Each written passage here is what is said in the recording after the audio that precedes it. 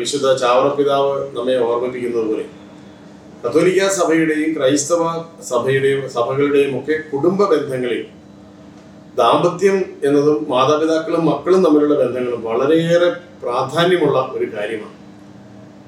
അതൊരു ഹൃദയബന്ധമാണ്, രക്തബന്ധമാണ്. രക്തത്താലും സ്നേഹത്താലും ബന്ധിക്കപ്പെട്ട ദാമ്പത്യത്തെ പറ്റിയാണ് കത്തോലിക്ക ദാമ്പത്യം. അത് ആകാശമോക്ഷത്തിന്റെ സദൃശ്യമാണ് എന്ന് വിശുദ്ധ ചാവറ പിതാവ് നമ്മെ പഠിപ്പിക്കുന്നു. അത് വളരെ ശരിയുമാണ്. സ്വർഗരാജ്യം പോലെ വിശുദ്ധമായ പിതാവും പുത്രനും പരിശുദ്ധാത്മാവും മൂന്ന് വ്യക്തികളായിരിക്കുമ്പോൾ തന്നെ ഒരു സത്തയിൽ ഒന്നാകുന്നത് പോലെ, മൂന്നാളുകൾ ഒരു വ്യക്തിത്വത്തിലേക്ക് ലയിക്കുന്നത് പോലെയുള്ള ഒരു രഹസ്യമാണ് ദാമ്പത്യം എന്ന് അദ്ദേഹം സൂചിപ്പിക്കുമ്പോൾ, ആ ദാമ്പത്യ വിശ്വസ്തതയ്ക്കും അതിനെ സഹായിക്കുന്ന ദൈവവിശ്വാസത്തിനും ഇടയിലേക്ക് ഈ നിരീശ്വരവാദം ഇഴഞ്ഞു കയറുമ്പോൾ ഉണ്ടാകുന്ന അപകടം എന്ത് എന്നതിൻ്റെ നേർ സാക്ഷ്യമാണ് ഇത്തരത്തിലുണ്ടാകുന്ന അനുഭവങ്ങൾ എന്ന് സൂചിപ്പിക്കുവാൻ ഞാൻ ആഗ്രഹിക്കുകയാണ്. സത്യവിശ്വാസം ജീവിക്കുവാൻ ആഗ്രഹിക്കുന്ന കുടുംബത്തിനുള്ളിലേക്ക് ഈ നിരീശ്വരവാദത്തിൻ്റെ പ്രത്യയശാസ്ത്രപരമായ ഒരു കടന്നുകയറ്റം, അത് ഏതൊക്കെ ആശയത്തിൻ്റെ പേരിലാണെങ്കിലും, സമത്വത്തിൻ്റെ പേര് പറയുന്നുണ്ട്, സ്വാതന്ത്ര്യത്തിൻ്റെ പേര് പറയുന്നുണ്ട്, ജനാധിപത്യത്തിൻ്റെ പേര് പറയുന്നുണ്ട്. ഇതൊക്കെ മാർക്സിസ്റ്റ് പ്രത്യയശാസ്ത്രം ഈ ജനങ്ങളുടെ മുമ്പിൽ വെക്കുന്ന വാഗ്ദാനങ്ങളാണ്.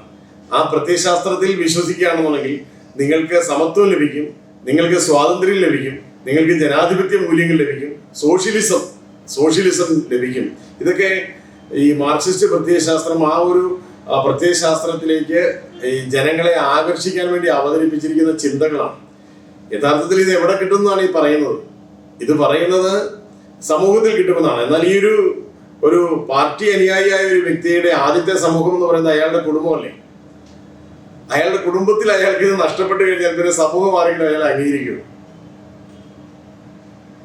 ഇപ്പോൾ ഒരു അപ്പന്റെ മൃതശരീരത്തിന് വേണ്ടി പിടിവലി കൂടുന്ന മക്കളുടെ കാഴ്ച കണ്ട് കേരളത്തിന്റെ സാംസ്കാരിക ഹൃദയം തേങ്ങുന്നുണ്ട്, കേരളത്തിന്റെ മതബോധം വിങ്ങുന്നുണ്ട്. മരിച്ചു കഴിഞ്ഞിട്ടും ഒരു അപ്പനോട് ഉള്ള ബന്ധം പാർട്ടി ലൈനിൽ വ്യാഖ്യാനിക്കാൻ നിർബന്ധിക്കപ്പെടുന്ന ഒരവസ്ഥ മക്കൾക്കുണ്ടാകുന്നു. അതേസമയം വിശ്വാസത്തിന്റെ കാഴ്ചപ്പാടിലൂടെ, പാരമ്പര്യത്തിന്റെ കാഴ്ചപ്പാടിലൂടെ, ആ കുടുംബം ഇന്നോളം കടന്നു വന്നിട്ടുള്ള ഒരു ക്രൈസ്തവ സംസ്കാരത്തിന്റെ കാഴ്ചപ്പാടിലൂടെ അപ്പന്റെ ഈ ഒരു മരണത്തെ കാണാനായിട്ട് പരിശ്രമിക്കുന്ന മക്കളും അവിടെ ഉണ്ടാവുകയാണ്. അപ്പോൾ ഒരു കുടുംബത്തിന്റെ ആന്തരികമായ ഒരു അവസ്ഥയിലേക്ക് ഒരു നിരീശ്വരവാദം എന്ന് പറഞ്ഞാൽ ഒരാളോട് ഒരു ബന്ധവുമില്ലാത്ത മനുഷ്യബന്ധങ്ങൾക്ക് വെറും പുല്ലിന്റെ പോലും വില കൽപ്പിക്കാത്ത ഒരു പ്രസ്ഥാനം, ആ പ്രസ്ഥാനം ഇതുപോലെയുള്ള ഹൃദയബന്ധങ്ങളിലേക്ക് ഇഴഞ്ഞു കയറുമ്പോൾ അത് ഒരു കുടുംബത്തിൽ ഉണ്ടാക്കുന്നത് വലിയ വിശ്വാസ വരൾച്ചയും വ്യക്തിബന്ധ വരൾച്ചയുമാണ്. അതുകൊണ്ട് അത് ഈ ഒരു കാലഘട്ടത്തിന് ഒരു വലിയ സന്ദേശമാണ് നൽകുന്നത്. എന്തൊക്കെ മോഹന വാഗ്ദാനങ്ങൾ നൽകിക്കൊണ്ടാണ് ഇത്തരത്തിലുള്ള പ്രത്യയശാസ്ത്രങ്ങൾ നമ്മളുടെ ഒക്കെ വിശ്വാസത്തിന്റെ നിഷ്കളങ്കമായ ഭൂമികയിലേക്ക് ഇങ്ങനെ ഇഴഞ്ഞു വരുന്നത് എങ്കിലും അവരവസാനം നൽകുന്നത് ഇത്തരത്തിലുള്ള ശൈഥില്യത്തിന്റെ ദുരന്ത ചിത്രങ്ങളാണ്. നമുക്ക് സ്റ്റാറ്റസ് ഇടാനും പിന്നീട് നമ്മുടെ ഓർമ്മയുടെ ആൽബത്തിൽ സൂക്ഷിച്ചു വെക്കാനും ഓരോ കുടുംബത്തിനും നൽകുന്നത് ഇത്തരത്തിലുള്ള നഷ്ടങ്ങളുടെ, എന്ത് നഷ്ടം? പിതൃനഷ്ടം, ബന്ധങ്ങളുടെ നഷ്ടം, സ്നേഹത്തിന്റെ നഷ്ടം, വിശ്വസ്തതയുടെ നഷ്ടം, ക്രൈസ്തവ മൂല്യങ്ങളുടെ മുഴുവൻ നഷ്ടമാണ്. അതുകൊണ്ട് സംഭവിക്കുന്നത് ആ ഒരു കുടുംബത്തിന്റെ ആ ഒരു അവസ്ഥ ചെതറിപ്പോവുകയാണ്. അപ്പോൾ ഇവിടെ സമത്വം ആർക്കാണ്? ഇവിടെ സ്വാതന്ത്ര്യം ആർക്കാണ്? ഇവിടെ സോഷ്യലിസം എവിടെയാണ്? ഇതെന്ത് സോഷ്യലിസമാണ് സത്യത്തിൽ? ഇവിടെ ആ ഒരു കുടുംബത്തിൽ, ഈ ഒരു പാർട്ടിയുടെ പശ്ചാത്തലത്തിൽ സംഭവിച്ച സോഷ്യലിസം, ആ കുടുംബത്തിൽ എന്ത് സോഷ്യലിസമാണ്? അപ്പോൾ ഇത് ദൈവത്തിൽ വിശ്വസിച്ച് വളരുന്ന ക്രൈസ്തവ കുടുംബങ്ങളെ സംബന്ധിച്ചിടത്തോളം വളരെയേറെ ജാഗ്രത ഉണർത്തുന്ന ഒരു അനുഭവമാണ് എന്ന് വേദനയോടെ പങ്കുവയ്ക്കുവാനാണ് ഈ ഒരു അവസരം ഞാൻ ഉപയോഗിക്കുന്നത്. നമ്മളെ സംബന്ധിച്ചിടത്തോളം, ക്രൈസ്തവരെ സംബന്ധിച്ചിടത്തോളം, കത്തോലിക്ക കുടുംബങ്ങളെ സംബന്ധിച്ചിടത്തോളം മാതാപിതാക്കളോടുള്ള ബന്ധം അത് ഏറ്റവും പവിത്രമാണ്. അത് മരണം വരെയാണ്. മാതാപിതാക്കൾ വിവാഹത്തിൽ ഏറ്റെടുക്കുന്ന വാഗ്ദാനം എന്ന് പറയുന്നത് മക്കളെ മരണം വരെ വിശ്വാസത്തിൽ നിലനിർത്തിക്കൊള്ളാം എന്നുള്ളതാണ്.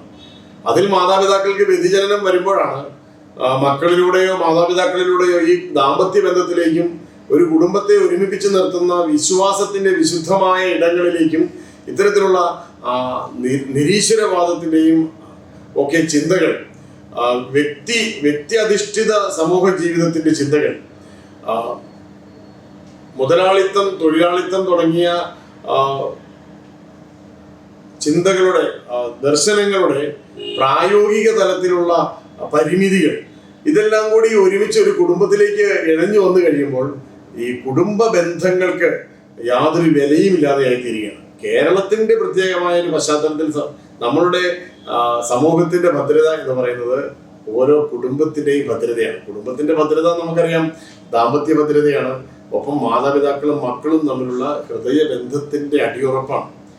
അതിനെ നിലനിർത്താൻ കഴിയുന്ന സാമൂഹികമായ ബന്ധങ്ങൾ, അത് പ്രത്യയശാസ്ത്രങ്ങളോടാണെങ്കിലും അത് ഏതെങ്കിലും രാഷ്ട്രീയമായ കാഴ്ചപ്പാടോടാണെങ്കിലും, സ്വന്തം കുടുംബ ബന്ധങ്ങളെ നിലനിർത്താൻ കഴിയുന്ന, തലമുറകളായി തങ്ങളിലേക്ക് പകർന്നു കൊണ്ടുവന്ന് തങ്ങളുടെ ജീവിത മൂല്യങ്ങളെ സ്വാധീനിക്കുന്ന ദൈവവിശ്വാസത്തിന്റെ ബന്ധങ്ങളെ, ദൈവവുമായിട്ടുള്ള ബന്ധങ്ങളെ നിലനിർത്താൻ കഴിയുന്ന സാമൂഹിക ഇടപെടലുകളിലേക്ക് നമ്മളൊക്കെ ഇടപെട്ടാൽ മതിയാകും എന്നൊരു മുന്നറിയിപ്പ് കൂടി ഈ ഒരു അനുഭവം നമ്മുടെ മുമ്പിൽ വെക്കുന്നുണ്ട് എന്നാണ് എൻ്റെ ഒരു നിരീക്ഷണം.